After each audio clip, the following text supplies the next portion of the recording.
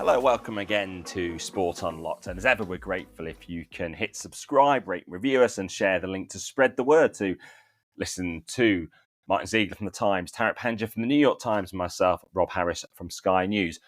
But not quite the full Martyn this week. Not the full Martyn, and that is some sight as well, Rob. But you know, he's always with us somehow, and we're going to have some contributions from Martyn. Rob, we're recording this just before the Club World Cup finishes. We've wasted a lot of words, a lot of hours, really, on the Club World Cup over the last year or two. So we'll probably get into that in greater detail. FIFA's Club World Cup, and Rob, where are you? The home of FIFA. I'm in Zurich, although can't really see many signs of the Club World Cup. The only place to really see it is inside the FIFA museum. And you've spent a bit of time there, but Rob, you're in Switzerland or in Zurich today, where we're recording for the Women's Euros. We're now into week 2 of that tournament. Can you give us a little flavour of how it's been there? Yes, maybe the reason why you're not seeing much about the Club World Cup, particularly here in Zurich, is there's a big fan zone. It's all about the Women's Euros. In that, it sort of spills out into a street beyond the actual viewing area from the match. And it's not really a place where people put a lot of signs up in bars or restaurants about football anyway. So it's obviously quite a restrained place. But, you know, there are Women's Euros banners over the trams, but not much mention of the Club World Cup at all. Obviously, no Swiss team in it. There's a flag outside FIFA HQ. Yeah, and Switzerland, I guess, is quite an understated place, but a wonderful setting as well. Graham Dunbar, you know, your former colleague at the AP, a great friend of the pod, he sent us a video and a picture of him with his family at one of these fan zones. Very picturesque by the lake there in Geneva, big screens as well. It looks like a nice place to enjoy football. And from where I am, Rob, these stadiums, they look quite well attended. They look relatively packed for most of the games. And obviously, we talked about the Club World Cup a lot in these stadiums. So why is that? The ticket pricing policy seems okay. The type of stadiums, give us a flavour of that, Rob. Yes, ticket pricing in the group stage ranging from 25 Swiss francs to 40 Swiss francs, near parity with the pound and the euro. That they're also using stadiums that are off around 30,000 capacity.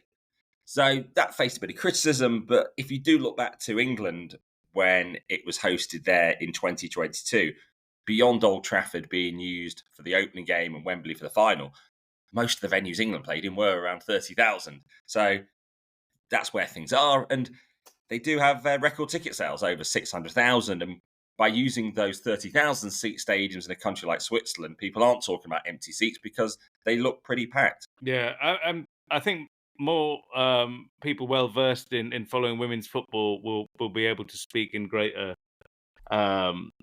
detail with greater knowledge of this. But my sense as well here is obviously Spain the world champions seem to have shown again how far and away ahead they are of the rest of the competition. I'd be surprised if they don't win and, you know, one-off football match. They might not.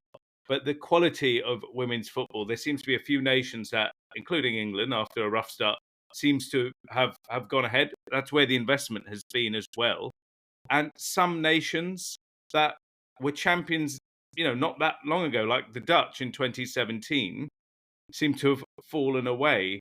They've conceded 8 goals in the 2 games they've played at the tournament so far. Yeah, with more coaching and more time players can spend in football environments. So one of the issues is Switzerland does not have a fully professional women's league. And if you are fully professional as players, then you are spending your week focused around training. You're not having to think about a second job. So undoubtedly that will improve the quality of players. One of the questions that has come up always about this being a 16-team tournament, the men's Euros being 24 teams. So what it means is maybe after 2 games, teams can already be effectively out. Whereas we do get that criticism with the 24-team format that with some of the best third-place teams going through, some teams are left hanging around waiting. So I can't quite work out which necessarily is the better way of doing things. It also helps to avoid having those teams perhaps that are weaker. So we've seen quite a lot of competitive matches at this tournament. a perennial discussion whether it's women's football or men's football. These competition formats, more better always. Some people would say no, and also hard to get through the group stage. Everyone says 16-32 or Rob, a 64 team World Cup at some point. Who knows? Yes, and obviously it means you go straight from the group stage to the quarterfinals. But Switzerland is embracing it. They probably could do more as a country, though. One of the differences is the growth of the fan zones. In 2019, at the Women's World Cup in France, there was so little attention paid to them by the local organisers. They weren't showing matches.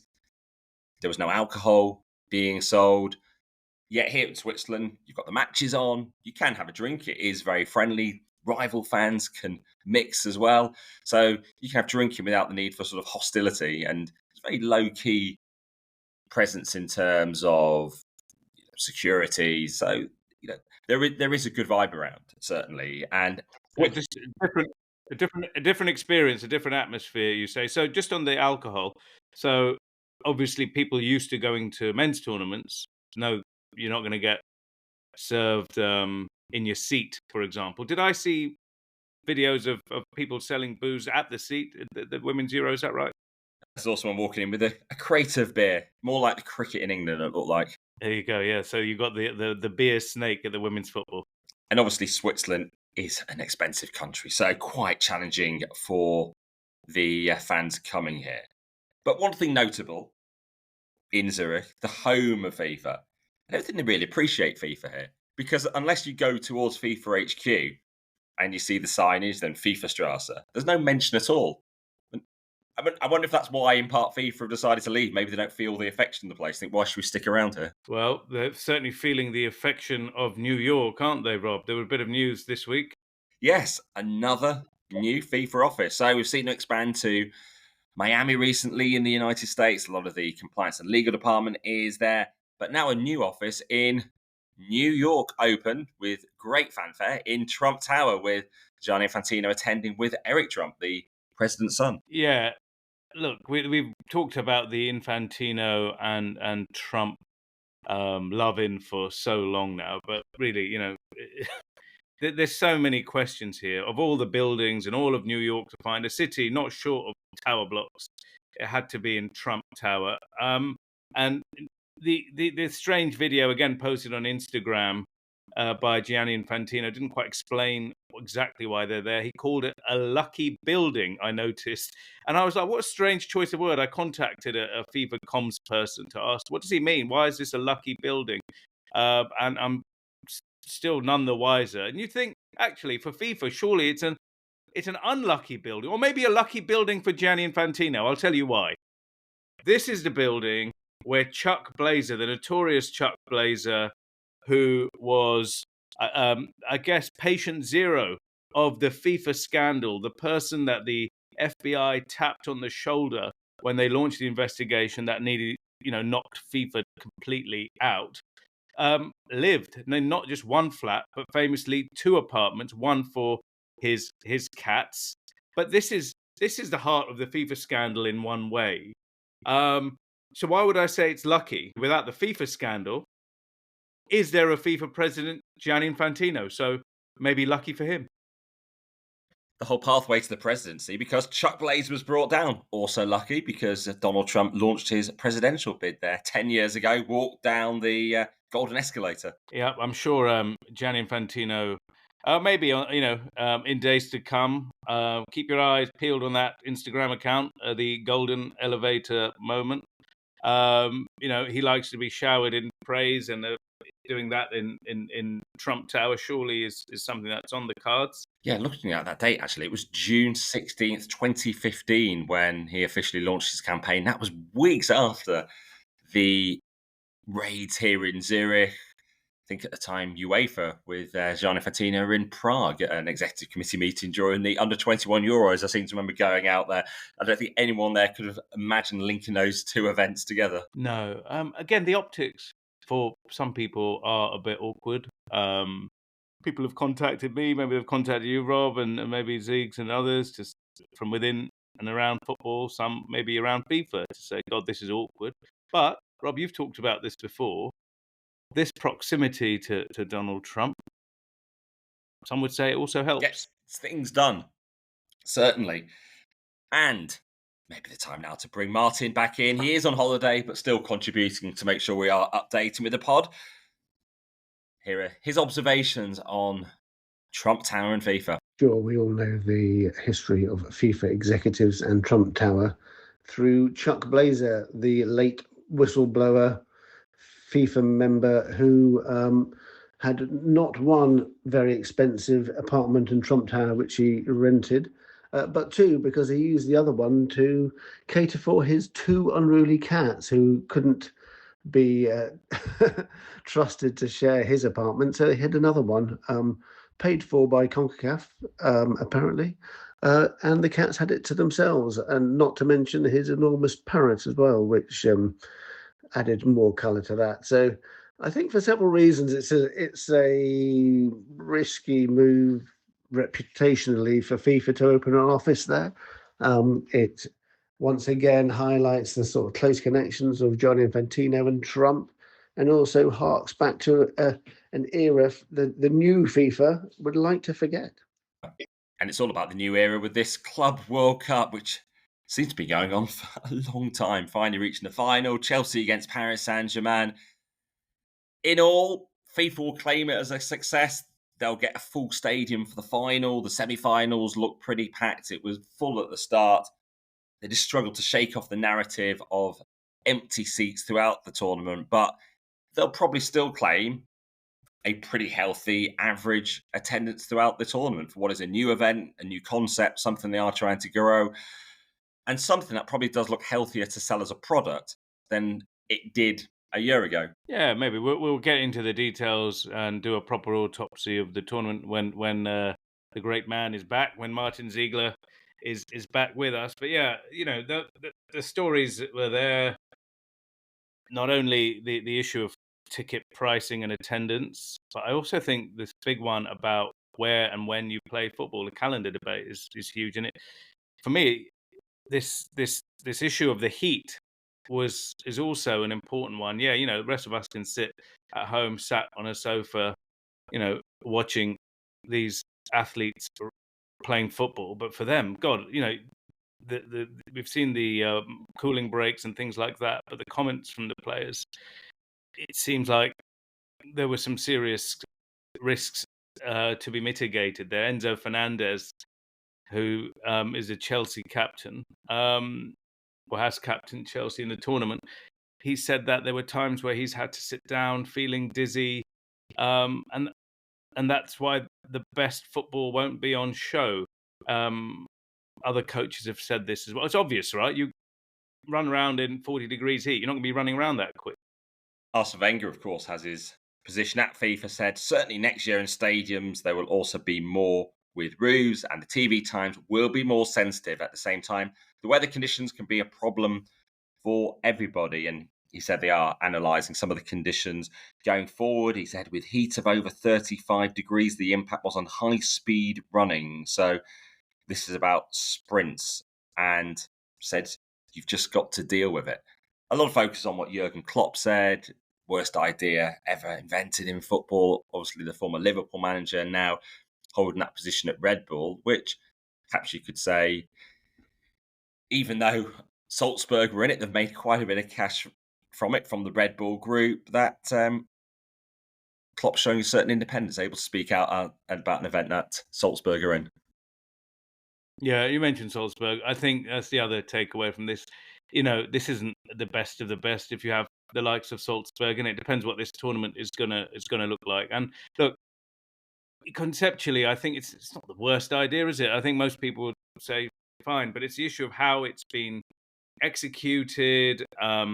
The South Americans once again saving FIFA's bacon by creating cracking atmospheres in tournaments that are, you know, deeply questioned. And then on a third point, this thing about the thing that I found a little bit disturbing is the amount of money just sort of pouring out to these big European teams and also to the teams in their region in that context.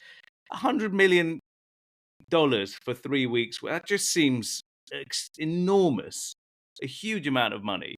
and the impact it has on domestic leagues or regional competitions as a result of this is going to be worth looking out for in the future. Is it fair? Hard to know. But again, to me it just shows football needs to get together and figure out what it's doing, rather than these sort of piecemeal governing bodies competing each other. FIFA v UEFA, UEFA v Super League. All of these things are happening all at the same time. And is anyone looking after football or their own interest? Hard to tell at the moment. And largely, most matches have been about how much money a team is going to make, although it gives it that extra edge. But it's not the only sporting event in New York this weekend, although the Club World Cup final is actually in New Jersey. It's just branded New York, New Jersey. Yeah, it's not. We've already had one on Friday night in Madison Square Gardens, legendary venue. And we talked about women's sport earlier in the podcast. This for me is a huge moment. It was an all-female card, and it was headlined by the third fight that feels like the last fight of this great trilogy between Ireland's Katie Taylor, icon of Irish sport, who's now 39, and incredible Puerto Rican boxer Amanda Serrano. So whether you talk about women's sport, men's sport, the three fights these women have put on have been absolutely incredible. And the last one, Katie Taylor won in a majority decision, but this time it was uncontroversial. I remember the last fight, and that was on that card with Mike Tyson that got all the headlines. But that was one of the best fights I've seen in a while, and this one as well. Two incredible women playing, performing at a very high level of international sport. And we're talking about this at a weekend of big women's sport, and it's important that we note this. Incredible, yeah. Big crowd, great fight, top level sport, and I think this can only be good for women's sport. A big platform, Madison Square Gardens, selling it out, showing the appeal of live events like that as well. Well, that's the celebratory side of sport, the athletes performing so well on big stages. This is where some others shine in the world of sport. The lawyers, and it's been a busy time over the summer for those involved with Crystal Palace and Lyon's eligibility in European competitions. UEFA finally issued their ruling on multi-club ownership and John Textor's dual interest across Crystal Palace and Lyon as they saw it, certainly not how Lyon saw it, and not how Crystal Palace saw it. But the decision, Lyon get their Europa League place. Crystal Palace, having qualified for Europe for the first time by winning the FA Cup, demoted into the Conference League. Huge blow. Crystal Palace and the FA Cup win was one of the great football stories in recent times for a lot of people. The atmosphere at Wembley created by their fans, the nature of the victory, Eze's goals. This is football. This is why football is so popular. And the prize, as well as the glory of the FA Cup there, of course, was for those Crystal Palace fans who have never had the opportunity to go and support their team in a major European competition like the Europa League, and they don't get to do it. And it's really sad how this has come about. But UEFA have said they are just applying their rules, I guess. Rules which we've talked about in other cases that seem to be fungible, but not here. No, and this is what Martyn sent us with his observations. You can see it from Crystal Palace's point of view. They had no idea that they were going to win the FA Cup. They knew they weren't going to qualify for Europe through the league. So they didn't put things in place, just hoping that they might win the FA Cup before the March the 1st deadline. And they said, they'll obviously be willing to do whatever is necessary to abide by the rules for next season. However, there is no scope for a sort of late change to your ownership structure under UEFA's rules. So the situation is they're going to be in the Conference League now instead of the Europa League, and that's going to cost them, at a guess, £15 million perhaps, which is a lot of money for being in a lower competition. Of course, the Court of Arbitration for Sport ruling is going to be key in this, but I think it's challenging for Palace because in a purely sports law debate or case, you look at this and UEFA's rules are fairly black and white. They don't allow much flexibility. I think the only thing they can do is claim that John Textor, while he may own a significant chunk of Crystal Palace, has very little to do with the operations of the club. They tried to make that case when they went to UEFA back in June. John Textor insists that he gave some support to Palace for that idea. I know others in the meeting were not of that view and took the view that actually Textor, some of the things he said indicated he did have some sort of operational influence. So I think it's going to be a very difficult one. Good to get another insert there from Martyn with his view.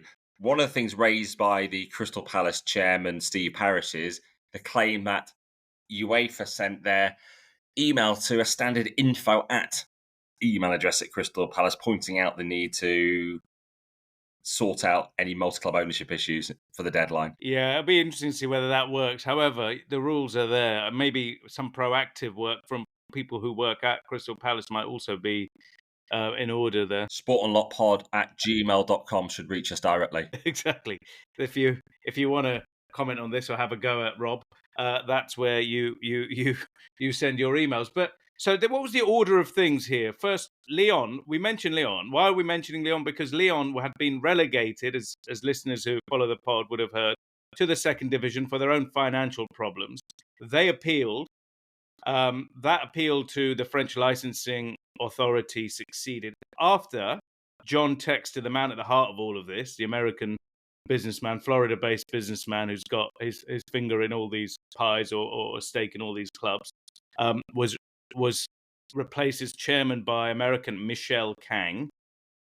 The licensing authority, we said, has accepted Lyon's appeal. Lyon go back into Ligue 1, the French top division, and that means UEFA said, okay, Lyon, you're back in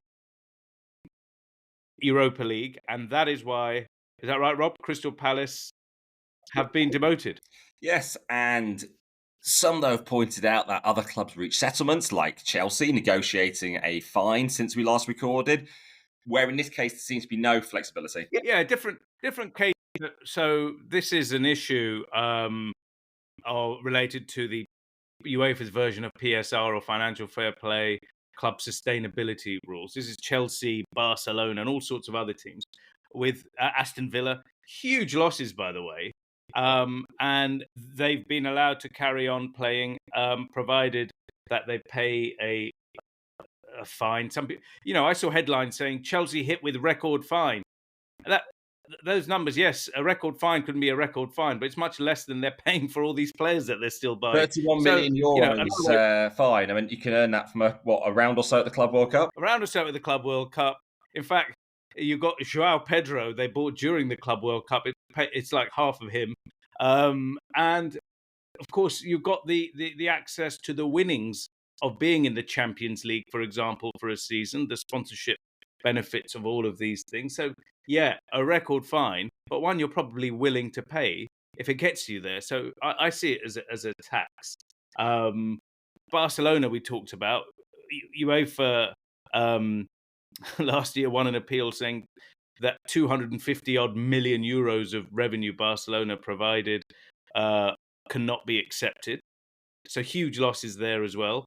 So what Crystal Palace fans must be thinking is, hang on, is there one rule for the big super clubs, either they're these historic teams like Barcelona or billionaire-owned teams like Chelsea, and one rule for us? And unless there's great transparency about how all of this works, you wouldn't blame them for thinking that. Palace, of course, have a route out of this. We saw Manchester City, for example, banned by UEFA a couple of years ago after the investigation into their alleged breaches of financial fair play rules and the Football League story. We don't need to litigate that here. Crystal Palace have the same pathway here at CAS, don't they? Yes, although these are rigid regulations. If you've got a deadline, then you have to submit in time for it. The bigger question is that deadline too early? Should it just be around the time of the first draw for the European competitions for the following season to prove that you do have separate ownership and there are no conflicts within your ownership group? This is a very early deadline. And the fact is Palace not realising, of course, that they might win their first major trophy, because I'm sure they have that hope every season, but this was still March. A few rounds away from reaching the final. Yeah, right. That's a really good point. But then you also have to look at this has happened because multi-club ownership has allowed to mushroom all over world football. There are organisations, UEFA being one of them, FIFA being another one of them, that have basically stood by on the sidelines, and this thing is mushroomed into levels which are almost out of control. And now they're creating rules around this thing. Had they tackled this issue in the first place with a bit more decisiveness, maybe we wouldn't be here. The jury is well and truly out if multi-club ownership in any way has been good for football. Man City Football Group is one of the cases, and they can argue that they've built these clubs around the world, but there's so many that have blown up. 777 we've got the issue of Pacific Media Group. Paul Conway, the American investor there, is fighting extradition from Barcelona to Belgium related to a club over there. Obviously denies any wrongdoing, but surely, now it's Crystal Palace and their fans suffering. But if this was tackled earlier, maybe we wouldn't be in this mess. And want to get into more detail on multi-club ownership going forward, that will be something keeping the Court of Arbitration for Sport busy. So while European football's going global, La Liga trying to get those matches in the United States still. But Italy's got its sights on going beyond its shores to Australia to play a Serie A match. Yes, so we all thought La Liga would be the first ones to have their game. They've been trying for years, court cases and the rest. But the FIGC, the Italian Football Association, has given a green light for Milan to play a league game in Perth against Como. So they could be first out the blocks next season. One to keep an eye on, and one for fans in Australia to perhaps get excited about, but maybe one for Italian fans to be wondering, oh God, we've lost a home game here. Yeah, it'd be interesting to see how that one is received. Well, it's been quite football dominated, but there is some other sports news. Still legally focused, though, on a very long-running case. Caster Semenya, world champion in 800 metres in 2009, before being effectively banned from the sport for not complying with World Athletics regulations to lower her testosterone levels. Well, another part of her legal battle has reached a verdict. It's at the European Court of Human Rights, and it's been found that, in part, some of her rights to a fair hearing were violated at Switzerland's Supreme Court. That's where she appealed against the CAS decision that ruled in favour of World Athletics at the time. Yeah, this case is the Caster Semenya is the face of this issue, really, for international track and field for the best part of a decade, right? And she has stuck by her legal challenges. She's now 34 years old, and her running days, it seems, are whatever happens are long behind her. She's now into coaching, but she wanted to see justice and fairness in how everything was dealt with. And in this one sense, she has won, where the European Court there has says the Swiss Supreme Court lacked rigor, did not do the job it was supposed to do in the way it was supposed to do, and breached the rights of Caster Semenya. And someone who's been following this case very closely, you heard him mentioned earlier, is Graham Dunbar from the Associated Press, and he sent us some of his insight, having been following it particularly during this week. This was a big win for Caster Semenya at the European Court of Human Rights. Her challenge to track and field rules that stopped her career in the women's 800 metres would have ended without the ruling she got Thursday. First, what the verdict is not. It doesn't let her run again in the 800 at age 34. World Athletics sex eligibility rules are not overturned, and it's not about transgender athletes. So how we got there to Strasbourg. Caster Semenya was for 10 years until 2019 the world's best in the women's 800. 2 Olympic titles, 3 world titles. She has elevated levels of natural testosterone, one of the conditions known as differences of sex development, DSDs. World Athletics says that testosterone gives her an advantage comparable to a man competing in women's events. Rules were passed. DSD athletes had to medicate to suppress testosterone if they wanted to race in events from the 400 up to the mile. Semenya refused to be medicated, was excluded from international races, and challenged the rules at the Court of Arbitration for Sport. 6 years ago, CAS judges ruled 2-1 the rules did discriminate against her, but were necessary and reasonable to keep women's races fair. Semenya lost an appeal at Switzerland's Supreme Court, which was a pathway to the Human Rights Court, where the case became Semenya versus Switzerland, not against World Athletics. She got her first victory there 2 years ago. 7 judges in Strasbourg ruled 4-3 she was discriminated against and her right to privacy was violated. The case went to the Grand Chamber, 17 judges for a final verdict. Semenya won again this week, but for a different reason, that she did not get a fair hearing at the Swiss Federal Court. That was a 15-2 result that the Swiss court didn't examine the case rigorously enough. On discrimination, judges took a new view that Switzerland didn't have jurisdiction when a South African challenged rules from a sports body in Monaco. 4 judges did not like that conclusion. They seemed unhappy that CAS accepted World Athletics rules specifically and arbitrarily targeting the athlete. A Lex Semenya, they said. What now? It goes back to the Swiss Supreme Court. Maybe one day it goes back to CAS where the rules could be overturned. It's too late for Semenya's career, but she says she's fighting for other athletes' rights. One final point on Semenya's career and World Athletics standing for fairness in the women's 800. The fastest of Semenya's 2 winning times at the Olympics was the 3rd fastest in the event in the last 20 years.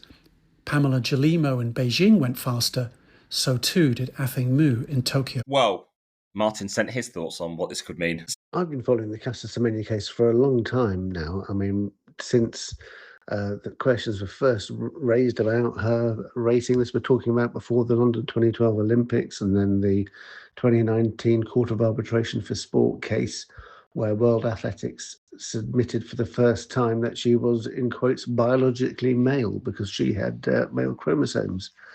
2016 in Rio was a really big event where 3 DSD athletes all won medals in the 800 metres and caused quite an uproar from some of their other competitors. And after that, World Athletics changed the rules.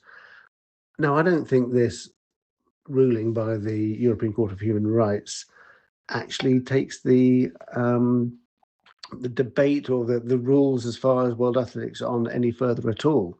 I think it will make Caster Semenya feel vindicated that some of her rights have been infringed. But in terms of whether this can affect World Athletics rules in the future, there's still lots more legal cases to go before we reach that point. So I think this actually will not change the way the rules are, but will probably make Caster Semenya feel a little bit better about how she was basically prevented from running by the imposition of new rules.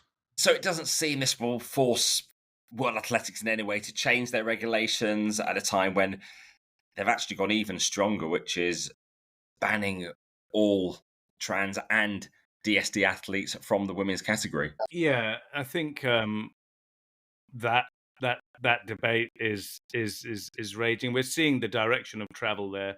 We've had comments from the new IOC president, Kirsty Coventry, about what she wants to happen, the protection of the women's category. So it feels like what the track and field have done with those swab tests, which we've discussed before, might be the way forward.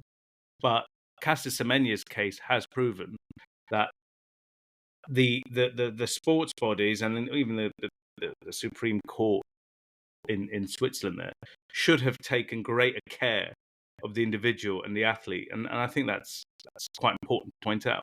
Yes, throughout this whole process, it has often overlooked there is someone at the heart of it, someone whose own identity, own genetics, own body is being debated in public. And Semanya said that my patience in this journey has been rewarded with a result that will pave the way for all athletes' human rights to be protected. Well, a slightly different episode this week with just the two of us, largely still with Martyn, but thought attempt to bring you an episode, having been unable to last week. Yeah, it was a difficult week in sports, Rob. We were unable to record the pod last week. You of course were overseas again, but in more trying, difficult circumstances. Yes, I went to Portugal and Dunbar, the hometown of Diogo, Jota and Andre Silva, the day of the car crash in northern Spain, and was there for several days, witnessed the wake, witnessed the funeral.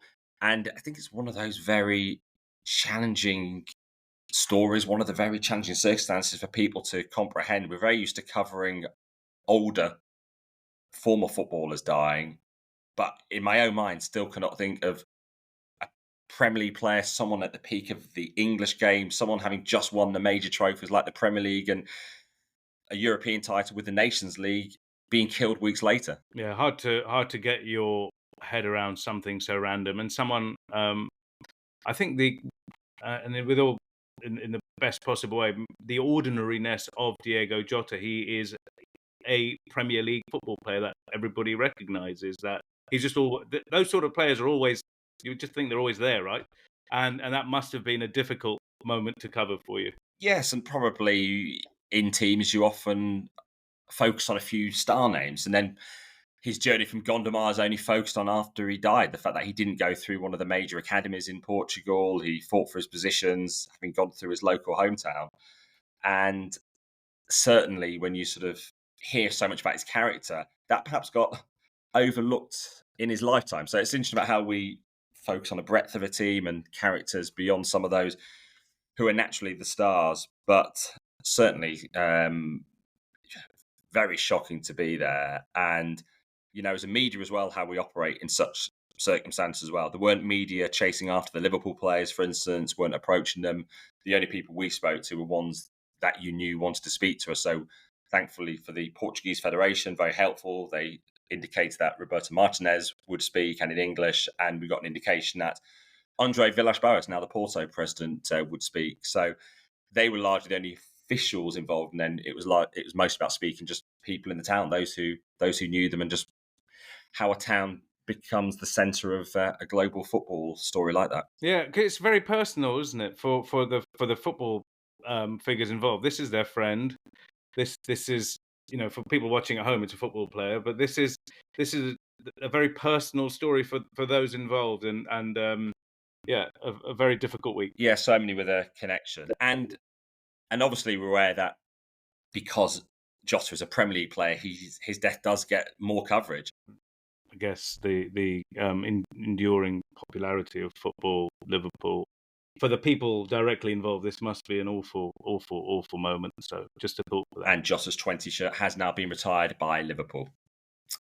As ever, thank you for listening to this episode. Goodbye for now.